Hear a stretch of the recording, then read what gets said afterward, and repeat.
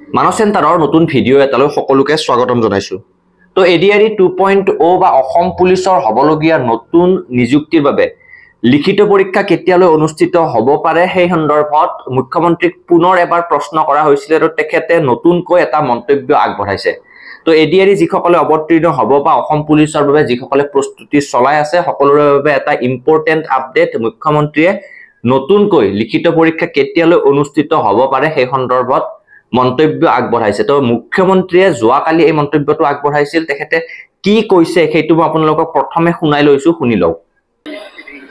আমাৰ গোটেইখিনি ৰেডি হৈ আছে। বৰ্তমান বানৰ পৰিস্থিতিৰ কাৰণে মই এই বিষয়টো চকু দিয়া নাই, কাৰণ আজি যদি আমি পৰীক্ষা পাতিব লাগে, পুলিচে দৌৰিব লাগিব। পুলিচত এখন খেলপথাৰতো পানী নোহোৱাকৈ নাই, সেইকাৰণে জুলাই মাহটো অপেক্ষা কৰি লওঁ, তাৰপিছত এই বছৰতে আমি সব শেষ কৰিম।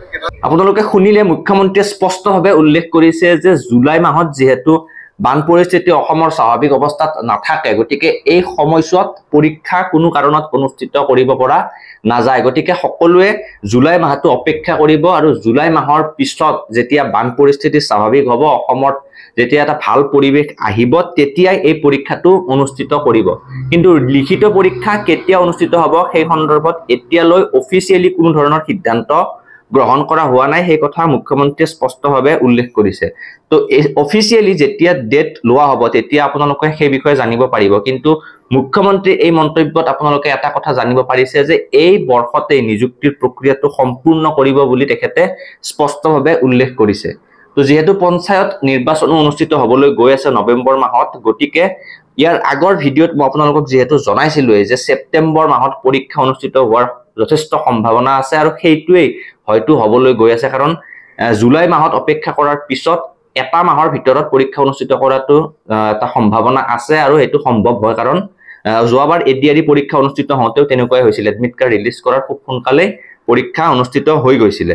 গতিকে এইবাৰো বহুত বেছি সম্ভাৱনা আছে ছেপ্টেম্বৰ মাহত এডিআৰই বা অসম পুলিচৰ যিখিনি ৰিক্ৰুটমেণ্টৰ বাবে লিখিত পৰীক্ষা সেইখিনি অনুষ্ঠিত হ'ব পাৰে। তো সকলোৱে প্ৰিপাৰেচন বৰ্তমান অব্যাহত ৰাখক।